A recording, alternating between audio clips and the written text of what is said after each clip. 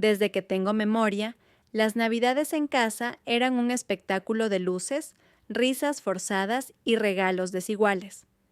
Vivíamos en un barrio tranquilo en las afueras de Grand Rapids, Michigan, en una casa de 2 pisos con fachada blanca, césped bien podado y una cerca que intentaba aparentar estabilidad. Desde fuera, todo parecía perfecto, pero por dentro, la historia era otra.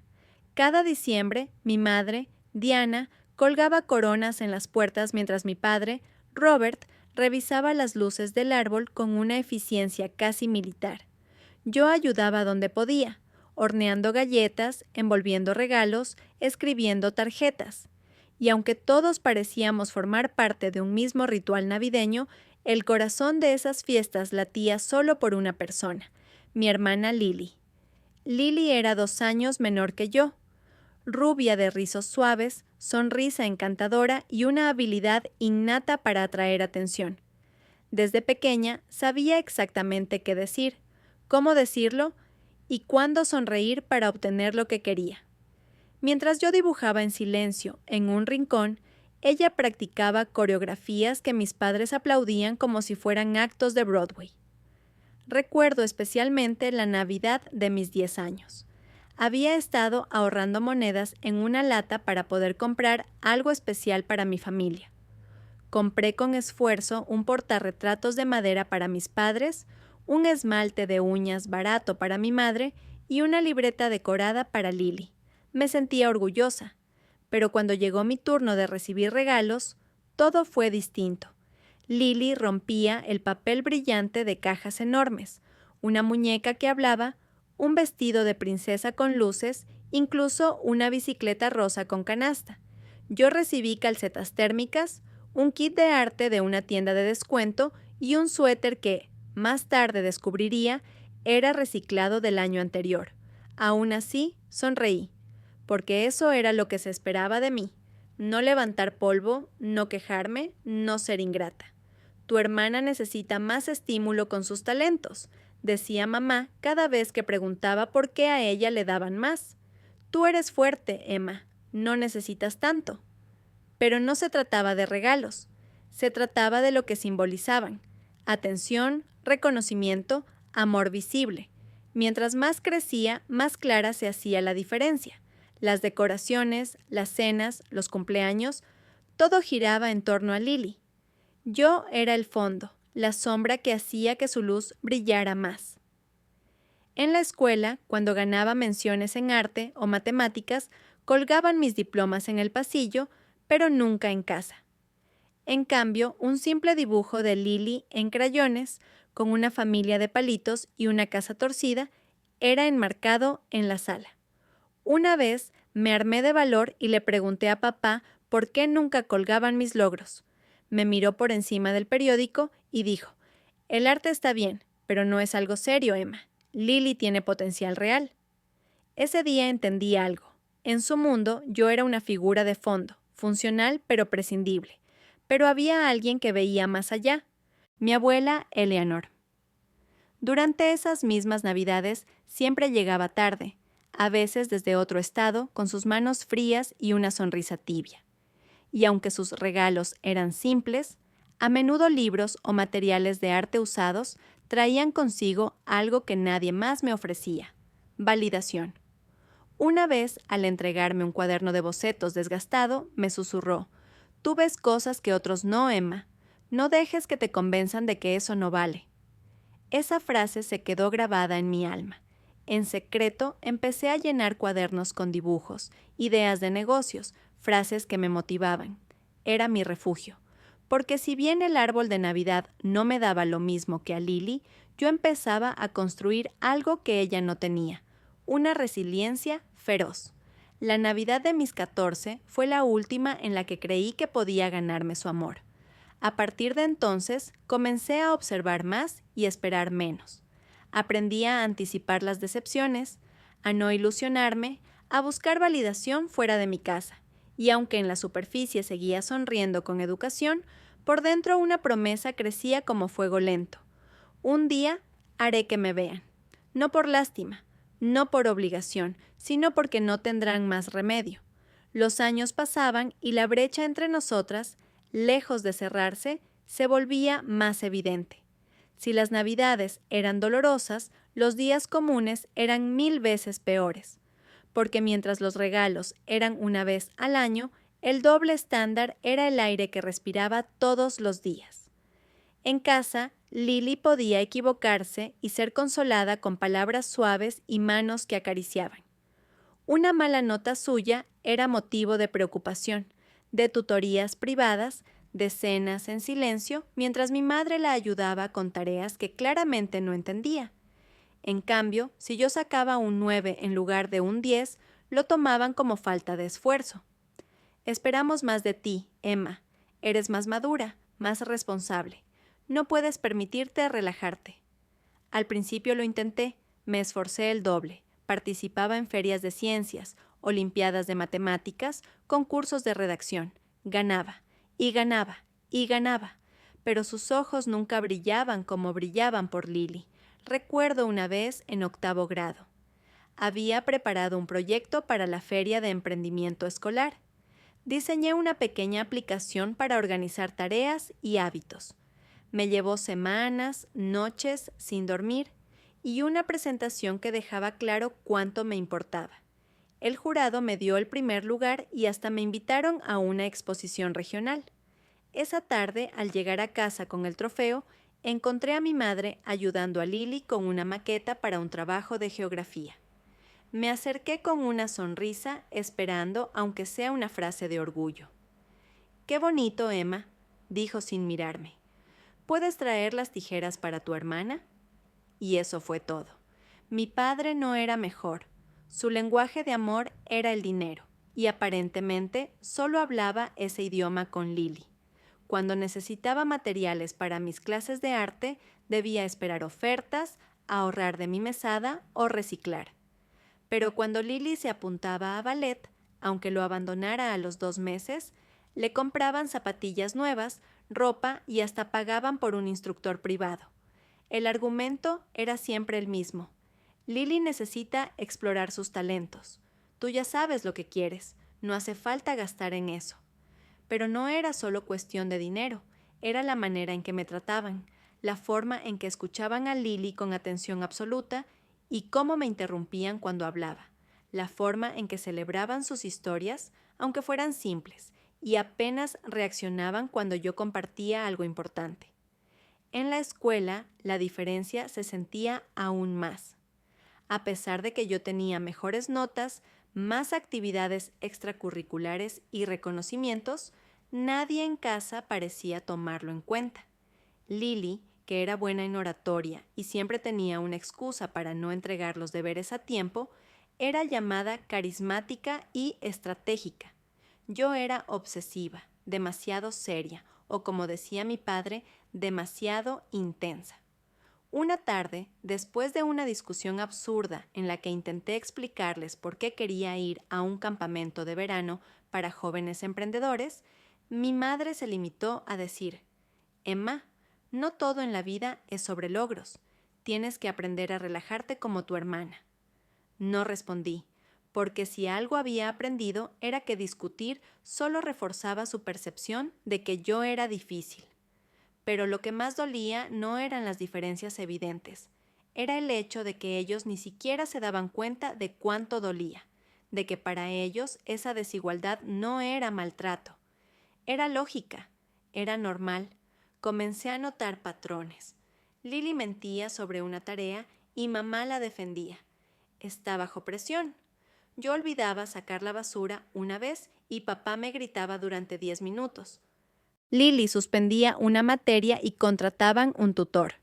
Yo sacaba sobresaliente y apenas recibía un bien hecho. Incluso los castigos eran distintos. Una vez, cuando tenía 14, llegué 10 minutos tarde porque el autobús escolar tuvo una avería. Me castigaron sin salir durante un mes. A Lily la encontraron bebiendo en una fiesta a los 15, y su castigo fue escribir una carta de disculpa. Nunca entendí por qué. Un día, mientras ordenaba mi habitación, encontré un álbum familiar que creía perdido. Lo abrí con curiosidad, buscando recuerdos de mis primeros años. Descubrí con tristeza que de las 40 fotos que había en las primeras páginas, apenas salía en 3. En todas las demás, Lily era el centro. A veces yo estaba en el fondo, fuera de foco. Otras veces, ni siquiera eso. Cerré el álbum, lo devolví al estante y respiré hondo. Había aprendido algo importante. Ellos no iban a cambiar, pero yo sí podía cambiar mi destino. Empecé a pensar en cómo podía salir de ese círculo. Empecé a leer sobre universidades, becas, planes de negocios. Mientras mis padres celebraban cada pequeña gracia de Lily, yo construía mi futuro en silencio. No por venganza, no todavía, sino porque estaba decidida a no quedarme atrapada en la sombra de alguien que nunca hizo más que brillar gracias a la luz de otros. Si había un lugar en el mundo donde no me sentía invisible, era la casa de mi abuela, Eleanor. Situada a unas 2 horas de nuestro hogar, su casita junto al lago tenía un aire antiguo, con cortinas bordadas a mano, muebles que crujían al mínimo movimiento y el olor constante a galletas recién horneadas. Allí, entre sus paredes empapeladas y su jardín de hortensias azules, me sentía vista de verdad. Desde que era pequeña, mi abuela me había ofrecido algo que no encontraba en casa: atención sincera y palabras que acariciaban el alma. Ella no necesitaba trofeos para saber que yo valía. Bastaba con que le hablara sobre mis ideas, mis dibujos o mis sueños para que sus ojos se iluminaran como si yo acabara de inventar algo extraordinario. «Eres distinta, Emma», solía decirme, sirviéndome té en tazas de porcelana. «Y eso es exactamente lo que te hará grande».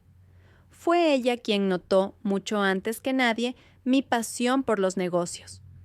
A los 9 años improvisé un mercado en su jardín vendiendo limonada y dibujos a los vecinos. Mientras mis padres se reían y lo consideraban un juego infantil, ella se sentó conmigo con un cuaderno y dijo: «Vamos a organizar tus ideas, futura CEO». Juntas diseñamos un pequeño plan. Me enseñó a llevar cuentas simples, calcular ganancias y hasta anotar lo que funcionaba y lo que no. Cuando terminé el verano con $20 de ganancia, ella me hizo sentir como si hubiera ganado una licitación internacional. Nadie empieza siendo millonario, mi niña, pero pocos empiezan sabiendo hacia dónde van. A diferencia de mis padres, mi abuela nunca comparaba a Lily conmigo. Para ella éramos simplemente diferentes. Mientras mis padres celebraban los logros de Lily con ruido, mi abuela celebraba mis esfuerzos con silencio reverente. Me escuchaba sin juzgar, y eso, en mi adolescencia, valía más que cualquier beca. Una tarde, a los 15 años, llorando por un castigo injusto que mis padres me habían impuesto, fui a refugiarme en su casa. Me recibió sin preguntas. Me preparó chocolate caliente. Me dejó llorar. Después de un rato me miró a los ojos y me dijo con una firmeza que no le conocía: «Emma, tu dolor es real, no estás loca, ni exageras, pero prométeme algo, que nunca vas a dejar que el trato de otros te haga olvidar lo que vales». Esa promesa se convirtió en mi ancla. Los veranos con ella fueron mi verdadera educación emocional. Mientras mis padres me regañaban por cuestionar demasiado, mi abuela me animaba a hacer preguntas. Mientras en casa me llamaban testaruda, ella me decía que la persistencia era el secreto del éxito, y cuando lloraba por no sentirme suficiente, ella me enseñaba a canalizar mi dolor como combustible. Los grandes líderes, Emma, me contaba mientras regábamos el jardín, son los que han conocido el rechazo, y lo usaron para construir imperios. Pasábamos tardes enteras leyendo biografías de mujeres fuertes, empresarias, activistas, inventoras. Me hablaba de cómo habían sido ignoradas, desvalorizadas, ridiculizadas, y cómo cada una se había levantado con más fuerza. No me prometía que la vida sería justa, me prometía que yo sería fuerte. Cuando comencé a pensar en ir a la universidad, fue ella quien me animó a apuntar alto. Mientras mis padres me repetían que debía ser realista. Ella me decía, ¿y por qué no soñar alto? Si los demás no creen en ti, que al menos tú sí lo hagas. Fue con ella que descubrí Westfield University. Estábamos en su biblioteca, mirando catálogos universitarios que había pedido por correo, cuando vi el folleto. Un programa de negocios de alto nivel, énfasis en liderazgo y emprendimiento. Era como si hubieran escrito esa descripción pensando en mí. «Lo veo en tus ojos, Emma», dijo ella mientras yo leía. «Ese lugar te está llamando, y tú vas a llegar». Pero lo más valioso que me dio mi abuela no fueron sus consejos, ni su apoyo incondicional. Fue su confianza silenciosa. Nunca trató de arreglar lo que yo era. No me pidió que cambiara mi personalidad ni que bajara el tono de mis ideas. Me tomó como era, con mis preguntas incómodas, mi carácter firme, mis ganas de comerse el mundo, y me devolvió una versión más fuerte de mí misma. En una sociedad y una familia que me pedía que me adaptara, ella me pidió que resistiera. En esos años de adolescencia no comprendía del todo lo que significaba tener a alguien así, pero cuando el momento de la verdad llegó, cuando mis padres tomaron una decisión que me dejaría sola, endeudada y rota por dentro, su voz fue la primera que escuché en mi cabeza. Ellos no ven lo que tú puedes llegar a ser, pero eso no significa que no esté ahí. Y fue por ella y por mí misma que decidí no rendirme. El día en que mi vida cambió no llegó con estruendos ni relámpagos. Llegó con una cena familiar aparentemente normal, la mesa servida, el olor a lasaña casera llenando el comedor, los cubiertos dispuestos con precisión casi obsesiva por mi madre. Un martes cualquiera, o eso pensaba yo. Fue entonces cuando mi padre, con su habitual tono de gerente bancario, sin mirar a nadie directamente, soltó la frase que partió mi mundo en dos. Tenemos que hablar de los planes universitarios.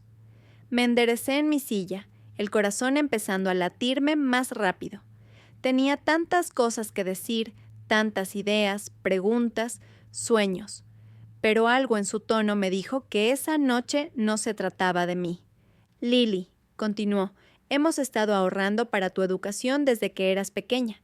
Sabemos que Westfield no es barato, pero vamos a cubrirlo todo para que puedas concentrarte en tus estudios sin preocupaciones». Mis ojos buscaron los de mi madre. Ella sonreía, orgullosa, emocionada. Y yo me quedé esperando mi turno, esperando que dijeran, «Emma, y para ti también hemos hecho un plan». Esperando que miraran mi expediente, mis notas perfectas, mis logros, esperando que me reconocieran. Pero el silencio se alargó. Y lo entendí. «¿Y yo?», pregunté finalmente, apenas en un susurro. El aire pareció espesarse. Mi padre desvió la mirada. Mi madre apretó los labios, incómoda. «Emma», empezó él, «solo pudimos ahorrar para una. Las circunstancias no nos permitieron más». «¿Y eligieron a Lily?». Mi voz temblaba, no de sorpresa, sino de confirmación.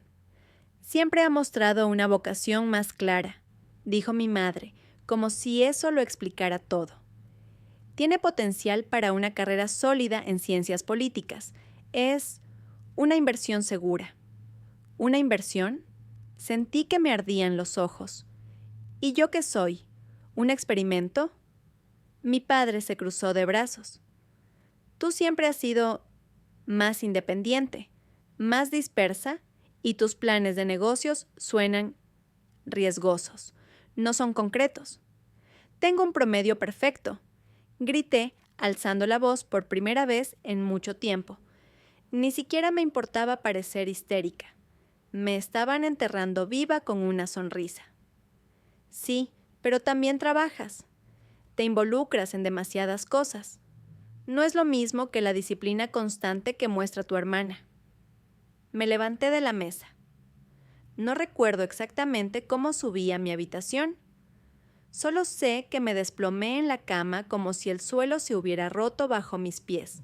Las palabras seguían repitiéndose en mi cabeza una y otra vez. Una inversión segura, más dispersa. Tú puedes conseguir préstamos. Ella lo merece. Tú no. Aquella noche lloré como no lo había hecho en años. No por el dinero, aunque me doliera. No por la injusticia, aunque ardiera. Lloré porque me vi con claridad. Vi lo que ellos veían. Una hija de segunda. Todos esos años esforzándome, superándome, buscando su mirada, habían sido inútiles. Nunca planeaban apoyarme. No importaba cuánto hiciera, cuánto lograra, nunca sería suficiente para ellos. A la mañana siguiente, aún con los ojos hinchados, los enfrenté en la cocina. ¿Cómo pudieron hacerlo?, pregunté, sin gritar esta vez. Solo quería entender. Solo quería que dijeran que era un error, que habían hablado mal, que todo se podía arreglar. Emma, cariño, empezó mi madre, sin convicción.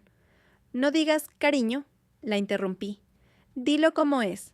Decidieron que ella valía más. No es eso, replicó mi padre con frialdad.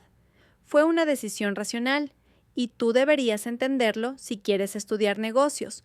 Racional. Negarme la misma oportunidad que le daban a mi hermana era racional. Tomar una decisión basada en favoritismo y percepciones personales era estratégico. Apreté los puños. Algo dentro de mí se quebró, pero no de la forma en que ellos esperaban. No caí al suelo, no me rendí, no supliqué, me transformé. Esa misma tarde tomé mi viejo coche y conduje hasta la casa de la única persona que sabía que me entendería, mi abuela Eleanor. Llegué con el alma en pedazos, pero ella me recogió sin hacer preguntas. Me abrazó fuerte, me dejó llorar en su hombro, y cuando pude hablar, se lo conté todo. Cada palabra, cada gesto, cada puñalada. Ella no me interrumpió, no intentó justificar a sus hijos, no buscó equilibrar la balanza, solo me miró, los ojos empañados pero llenos de una determinación que yo conocía bien. Mi niña, dijo al fin, a veces los que más deberían protegernos son los que más nos hieren, pero escúchame bien, no necesitas su permiso para volar. ¿Cómo voy a hacerlo, abuela? No tengo los medios. ¿Cómo voy a estudiar? Ella tomó mis manos. No tengo dinero, pero tengo algo que vale más, mi fe en ti, y sé que tú vas a lograrlo, porque tienes algo que Lily no tiene. Tienes hambre, tienes furia, tienes fuego.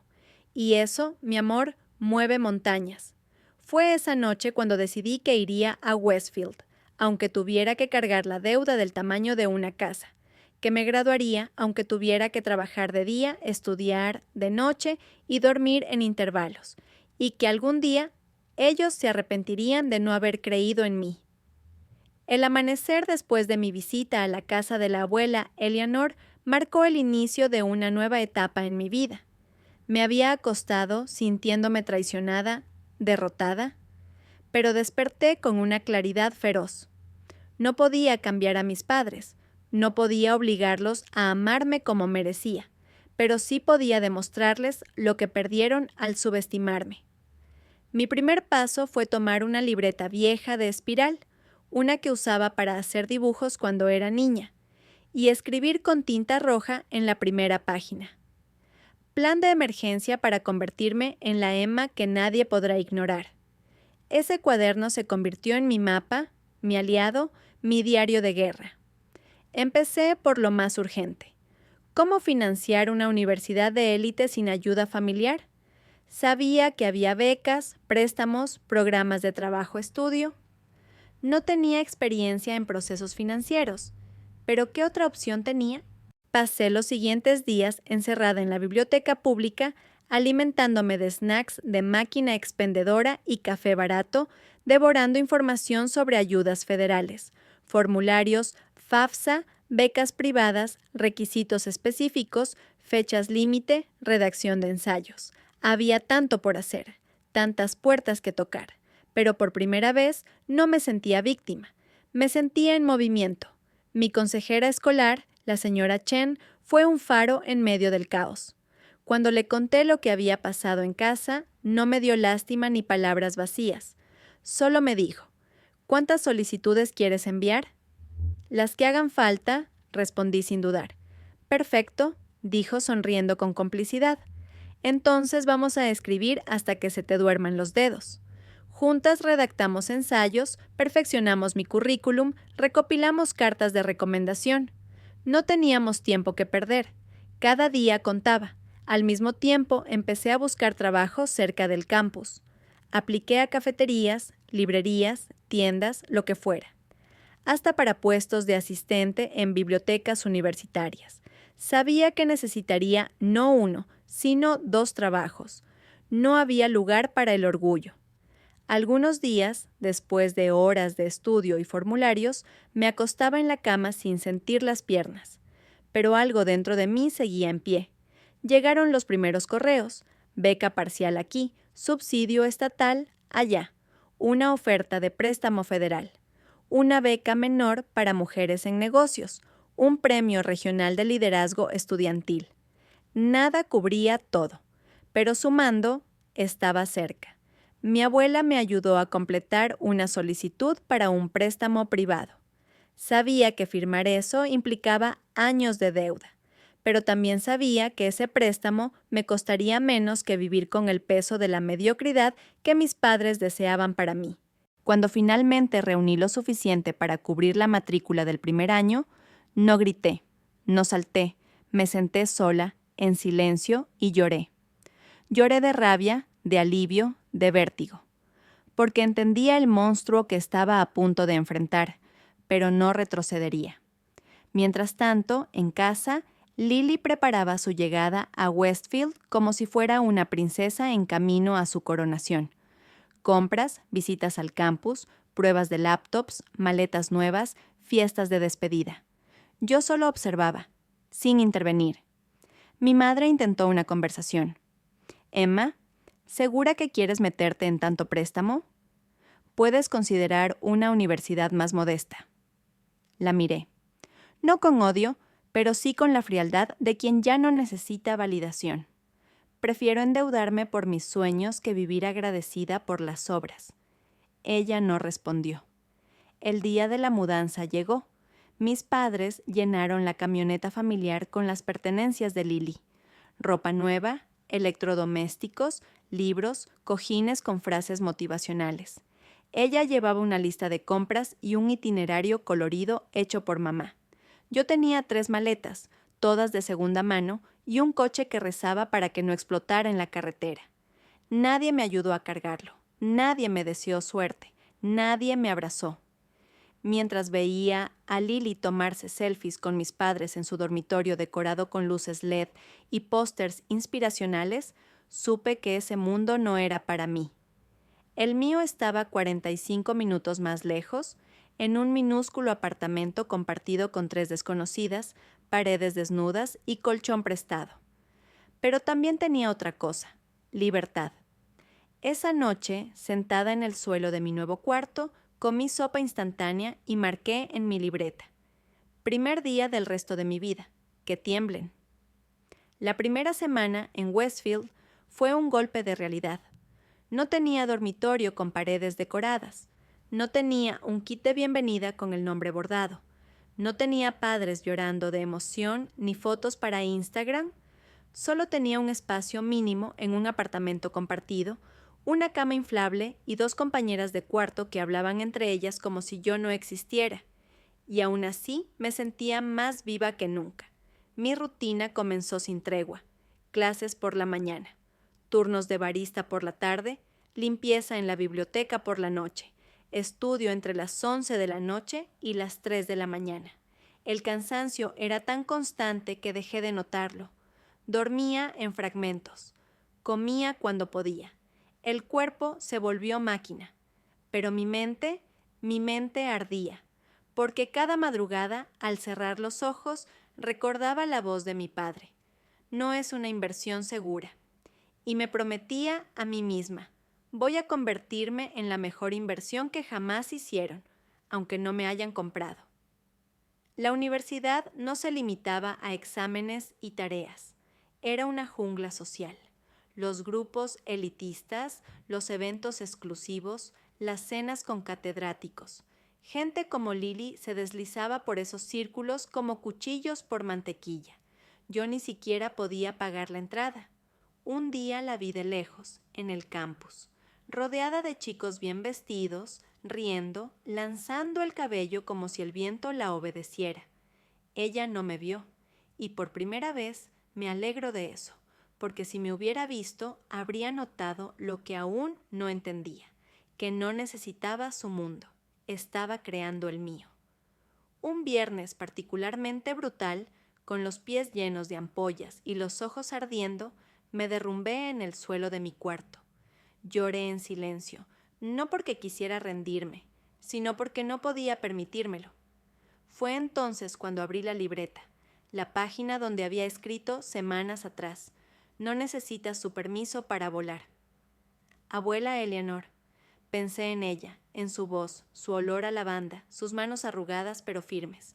Su fe en mí era la única cosa que jamás me fue negada, y con los ojos aún húmedos escribí debajo: Abuela, no estoy sobreviviendo, estoy construyendo. Prometo que un día mirarás y dirás: esa es mi nieta, la que nadie pudo apagar.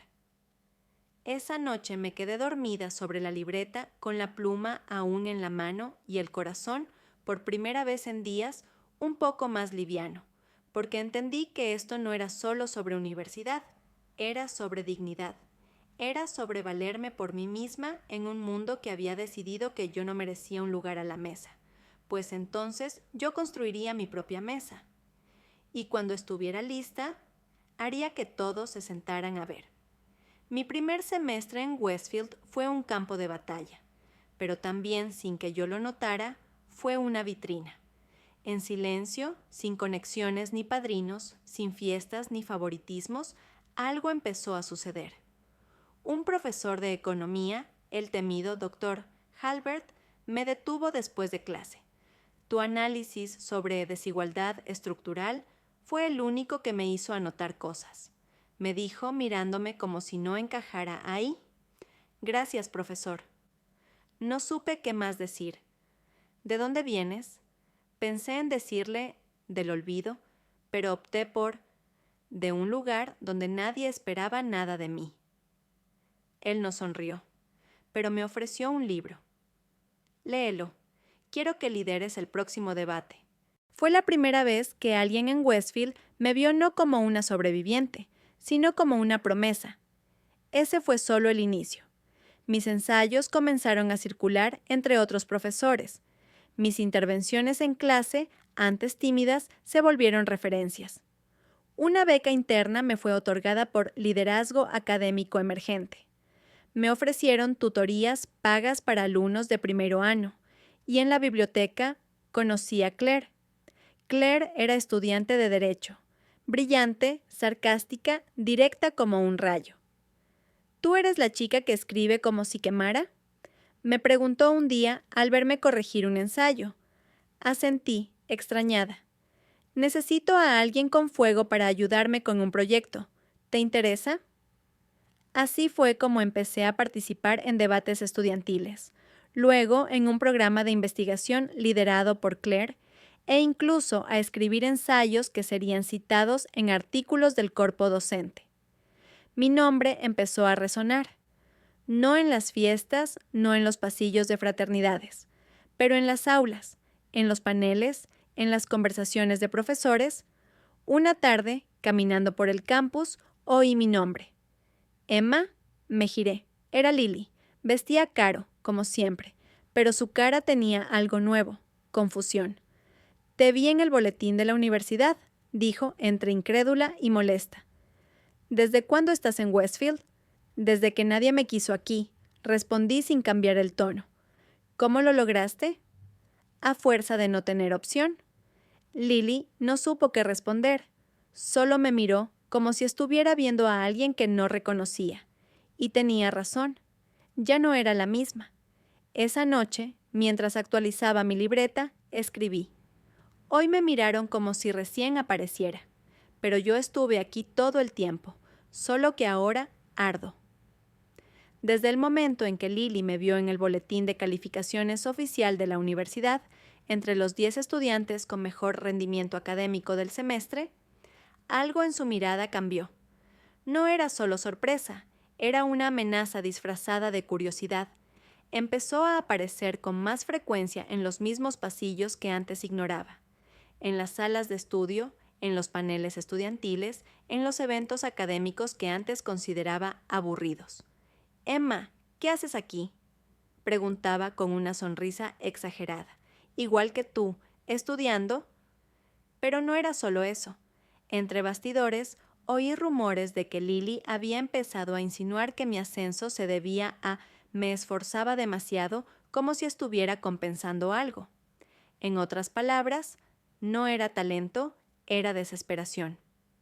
Un día me llamaron para una entrevista para un programa de prácticas internas con empresas colaboradoras de la universidad, algo extremadamente competitivo. En el pasillo, antes de la entrevista, apareció Lily. ¿Sabías que este programa individual acepta perfiles muy específicos? Swinguió en tono neutral, pero con una mirada evaluadora. Sí, respondí, manteniendo la concentración. Buena suerte. Y se fue con una media sonrisa. En ese momento lo comprendí. No quería suerte para mí, quería el control, quería saber dónde estaba para poder equivocarse. Pasé el proceso de selección del programa. Una semana después, Lily organizó un evento de colaboración entre áreas, con el centro de estudiantes, e intentó acercarse a los mismos profesores con los que ya trabajaba. Quería el espacio que yo había ganado, pero sin seguir el mismo camino. Un día, Claire me dijo: «Tu hermana pregunta por tus proyectos como si quisieras avanzar». Asentí, sin sorpresa. Está acostumbrada a que le den todo, y ahora resulta que hay cosas que no puede comprar. El ambiente entre nosotras se volvió insoportable. En casa, cuando nos cruzábamos en los pasillos, las sonrisas eran obligatorias. Delante de los demás, fingíamos ser hermanas, pero por dentro era una guerra silenciosa. La tensión se intensificó cuando, en un evento universitario con padres y estudiantes, mi mentora, la profesora Gutiérrez, elogió mi trayectoria delante de todos. Emma es el tipo de estudiante que cambia el ambiente, que inspira. Lily estaba junto a nuestros padres, que también se habían ido. Sus rostros se congelaron. Mi madre miró al suelo. Mi padre se ajustó el cuello de la camisa como si se estuviera asfixiando. Lily apretó los dientes, manteniendo su sonrisa social. Esa noche no nos fuimos juntas, ni siquiera intercambiamos una palabra. Pero algo me quedó claro. Cuanto más crecía, más se sentían disminuidos porque ya no podían controlarme. En mi cuaderno escribí: «A veces el precio de dejar de ser invisible es darte cuenta de quién preferiría que lo fueras». Todo comenzó con un correo electrónico del decano. «Estimada Emma, tu perfil ha sido seleccionado para aparecer en la edición de primavera de Historias que Inspiran, nuestra revista institucional. El reportaje destacará a estudiantes que han superado grandes adversidades para alcanzar la excelencia».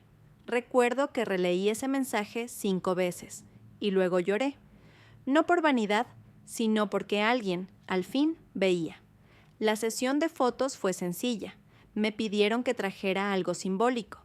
Llevé el cuaderno de tapas desgastadas donde escribía desde la secundaria. Conté mi historia. No toda, pero o suficiente para entender que não tive tudo de bandeja. A matéria foi publicada no site da universidade e rapidamente compartilhada nas redes sociais. Alunos comentavam, professores elogiavam. Inclusive, o reitor mencionou minha história em um evento formal. Emma Wilson representa o que esta universidade valora: esforço, resiliência e mérito. Fui até o centro da cidade para comprar uma cópia impresa da revista. Naquela tarde, minha avó me ligou. «Vi tu artículo, mi niña. Lo imprimí y lo enmarqué. Estoy tan orgullosa que se me aguan los ojos cada vez que lo leo. Seu reconhecimento era tudo para mim. Mas no fim de semana seguinte, algo inesperado aconteceu. Meus pais me ligaram. Tu madre e eu quisiéramos almorzar contigo», disse meu pai em um tom formal, quase estranho. Nos encontramos em um restaurante modesto perto do campus. Eles chegaram com sorrisos tensos. A revista estava na mão da minha mãe. «Por que não nos dijiste que ibas a salir em esto?» perguntou. «No pensé que lhes interessara». Ela fingiu não ouvir. Folheou as páginas. «Aqui dices que te financiaste com préstamos e becas. ¿Era necesario hacer todo tan público?» Meu pai completou. «No todos necesitan saber tus dificultades. Hay cosas que se quedan en familia». Eu respirei fundo. Durante años mi historia no les importó. Ahora que otros la celebran, ¿sí les molesta? O silencio foi a resposta. A verdade doía, e eles sabiam. «Esto puede hacernos quedar como padres ausentes», sussurrou minha mãe. «Talvez porque lo fueron», respondi sem elevar a voz. Saímos do restaurante sem abraços, sem promessas, sem reconciliação. E naquela noite, quando cheguei no apartamento, havia uma carta na porta. Era de Claire. Dentro, uma pequena nota. «Brillar incomoda a quien nunca quiso que fueras visible. Pero tú no naciste para ser fondo. Eres protagonista». Coloquei a carta no mesmo caderno onde registrava minha caminhada. E escrevi abaixo: «Hoy aprendí que el verdadero éxito no es ser aplaudida por todos, es no necesitar más su aplauso». El correo llegó un martes por la tarde mientras estaba en mi turno del café. «Felicidades, Emma Wilson. Has sido seleccionada como finalista para representar a Westfield en el Torneo Nacional de Emprendimiento Estudiantil. Tu proyecto fue uno de los más sólidos y visionarios entre más de 300 propuestas». Me temblaron las manos al leerlo. Era mi idea, mi esfuerzo.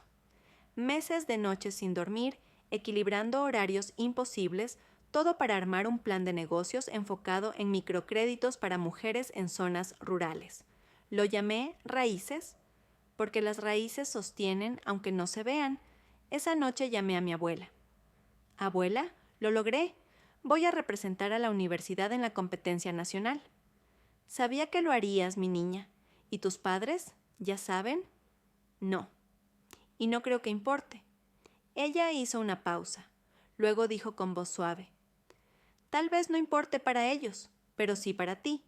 Esto merece ser compartido, aunque sea solo contigo misma». El campus entero hablaba de los seleccionados. Solo éramos 3. Uno de ellos era Alex Kim, un genio en robótica. La otra, yo. Y para mi sorpresa, la tercera era Lily. Sí, mi hermana. Con un proyecto sobre política educativa y equidad en el sistema escolar. No sabía que ella también había aplicado. Tampoco sabía que, por coincidencias del destino o ironías crueles de la vida, estaríamos en el mismo escenario. Días antes de la competencia, los seleccionados asistimos a un retiro de preparación. Fue allí donde lo supe. El orden de las presentaciones se definiría por sorteo, y Lily hablaría justo antes que yo. Durante el almuerzo del segundo día, me la encontré en el pasillo del hotel. «Emma», dijo con su sonrisa perfecta, pero los ojos fríos. No esperaba que llegaras tan lejos. «¿Por qué?», pregunté sin darle tregua. «Bueno, con tus turnos, tus becas, tu vida de mártir. Supuse que estarías ocupada sobreviviendo, no compitiendo». Sonreí con ironía. «Y aún así, aquí estoy. Supongo que el talento encuentra forma». Ella entrecerró los ojos. «Ten cuidado, hermana. A veces, cuanto más alto subes, más duele la caída».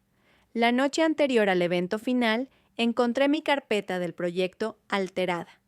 Alguien había retirado una de las hojas clave, el análisis financiero. Sin eso, mi propuesta estaría incompleta. Mi corazón se aceleró. Sabía que había sido Lily. No tenía pruebas, pero conocía su estilo. Sutil, sucio, cobarde. Corrí al vestíbulo, hablé con el organizador, le expliqué lo ocurrido sin mencionar nombres. Por suerte, tenía copias digitales en mi correo. Pudieron imprimirlas a tiempo. El día del evento llegó. Lily presentó con confianza. Habló sobre justicia social, educación inclusiva. Palabras grandes envueltas en una oratoria impecable. La audiencia aplaudió. Mis padres, en primera fila, porque claro, estaban allí por ella, se levantaron emocionados. Cuando me anunciaron, todo en mí temblaba, menos mi voz.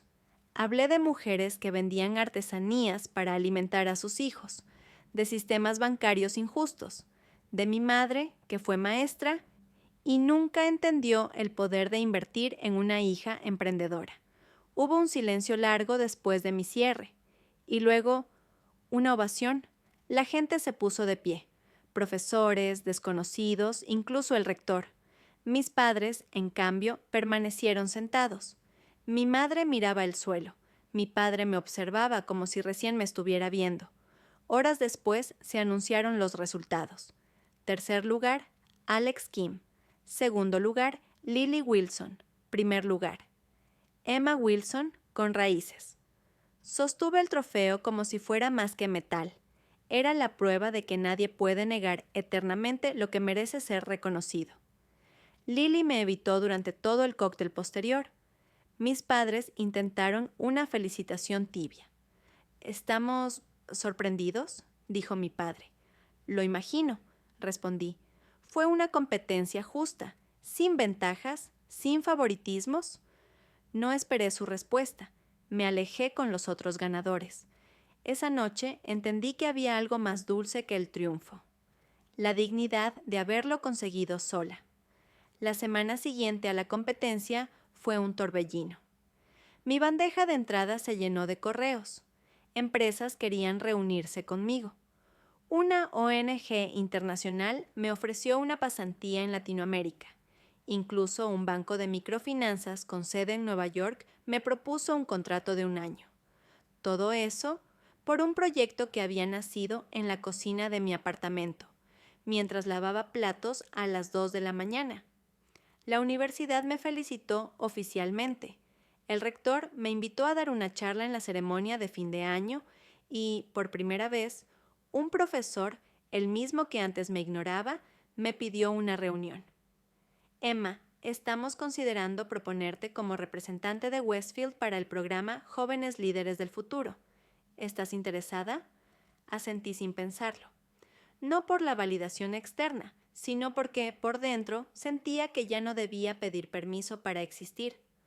Una tarde, mientras salía de una entrevista virtual, sonó mi celular. Era mi madre. «Tu padre y yo quisiéramos hablar. ¿Podemos pasar por tu apartamento?». Dudé. Pero parte de mí, una parte vieja, cansada de arrastrar el resentimiento, aceptó. Llegaron con un aire extraño, ni arrogantes ni humildes, casi vacíos. Se sentaron frente a mí como si estuvieran en una entrevista. «Emma», empezó mi padre, «sabemos que cometimos errores. Muchos», añadió mi madre, cabizbaja, «pero nos gustaría reconstruir algo, una relación. Si tú quieres, silencio. Ahora que estás teniendo éxito», continuó él, «quizás podamos apoyarte. De verdad, esta vez». Y allí lo vi claro. No era arrepentimiento, era vergüenza. No querían perder a la hija que, pese a todo, brilló. Querían facer parte agora que valía a pena aparecer ao lado dela. «No necesito que me apoyen ahora», dije, firme pero calma. Necesitaba cuando tenía 17 años y lloraba por no saber si podría pagar la matrícula. Necesitaba cuando trabajaba dobles turnos para mantenerme despierta en clase. Necesitaba cuando me ignoraron mientras celebraban a Lily. «Emma, eso ya pasó», intentó justificar mi madre. «Y por eso ya no hay lugar para ustedes en lo que viene». Mi voz no tembló. «Agradezco que hayan venido, de verdad, porque necesitaba cerrar esta puerta». Y ya lo hice. Mi padre abrió la boca, luego la cerró. Mi madre se puso de pie en silencio. No hubo lágrimas, solo un adiós seco, sin promesas. Esa noche, Claire me trajo una pequeña caja. Estaba esperando el momento justo. Dentro, una pequeña pulsera con un dije de árbol. «Tus raíces son fuertes, Emma». «Gracias a ti», respondí. Me abracé a ella, sabiendo que la familia no siempre viene del mismo apellido. A veces Se elige y a veces se construye desde cero. El auditorio estaba lleno. Globos, flores, familias enteras con cámaras en mano. Era el día de la graduación. Me senté en la tercera fila, junto a Claire y otros compañeros del programa de liderazgo. Mi toga estaba impecable, pero en mi interior algo palpitaba. No era nerviosismo, era ajuste de cuentas. ¿Lista?, me susurró Claire. Más que nunca, yo sería la oradora principal. Sí, yo. La universidad me eligió para cerrar la ceremonia con un discurso, un privilegio que normalmente se reservaba para los estudiantes con trayectoria destacada y respaldo institucional. Lily había esperado ese honor. Lo esperaba tanto que había rehecho su CV 10 veces y hasta cenado con un decano. Pero no fue ella, fue yo. Vi a mis padres en la segunda fila, sentados, incómodos, tal vez obligados por Lily, tal vez por el remordimiento. Cuando se anunció mi nombre como oradora principal, sus rostros se endurecieron. Lily me miró con la mandíbula tensa. No aplaudió. Subí al escenario, respiré y hablé. Hoy celebramos logros, pero yo quiero hablar de algo menos visible, del precio que algunos tuvimos que pagar para estar aquí. El auditorio se fue silenciando. Hasta los niños dejaron de moverse. No todos tuvimos padres que nos financiaron. Algunos trabajamos turnos dobles, limpiamos baños, servimos café y lloramos en bibliotecas vacías. Y sin embargo, aquí estamos, porque a veces lo que nos falta de recursos lo compensamos con coraje.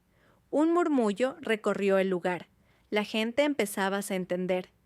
Yo no tuve el privilegio de una familia que creyera en mí desde el inicio, pero tuve algo más valioso, la certeza de que nadie tiene el derecho de decirte hasta dónde puedes llegar. Miré al frente. Mi madre había bajado la cabeza. Mi padre estaba blanco como el papel. Hoy me gradúo no solo con honores, me gradúo con dignidad, con la paz de saber que no le debo mi éxito a nadie que me negó cuando más lo necesitaba. Claire se secó una lágrima. Lily se removió en su asiento, incapaz de ocultar su incomodidad. Cuando bajé del escenario, el público estalló en aplausos. Vi a una profesora llorando, al rector aplaudiendo de pie y a mis padres paralizados. Ni una palabra, ni una foto, ni una sonrisa. Estaban pálidos, no por el frío, sino porque acababan de ver en público todo lo que habían perdido en privado. Después de la ceremonia, muchos padres se acercaban a abrazar a sus hijos. Flores, lágrimas, fotos. Yo recibí una carta. Número de mis padres, sino del director de una aceleradora de startups presente en el público. Tu historia nos conmovió. Tu capacidad de convertir dolor en estrategia es exactamente lo que buscamos. ¿Te gustaría liderar uno de nuestros proyectos internacionales? Firmé el contrato 2 semanas después. Era un trabajo soñado, con salario digno, viaje incluido y, sobre todo, respeto ganado a pulso. Mis padres nunca llamaron después de la graduación y no los busqué. No por odio, sino por paz. A veces cerrar una puerta no es rencor, es sanación. Lily me escribió un mes más tarde, un mensaje corto. No sabía que las cosas habían sido así. Supongo que nunca quise ver. Lo siento. No respondí. Algunas heridas cicatrizan, pero no todas deben volver a abrirse. En cambio, invité a Claire a cenar. Compramos sushi barato y brindamos con jugo de uva. ¿Recuerdas cuando no podías pagar ni el boleto del bus?, me dijo riendo. Y ahora me voy a trabajar a Berlín. Tu abuela estaría orgullosa, Emma. Miré al cielo. Lo supe. Ella estaba allí. Siempre estuvo. Semanas después empaqué mi vida en 2 maletas. Pero antes de irme al aeropuerto pasé por un lugar especial. El lago de mi infancia, donde mi abuela me enseñó a ver el mundo de forma distinta. Me senté con una libreta y escribí. Mis padres invirtieron en alguien más, pero yo invertí en mí misma, y el retorno fue libertad.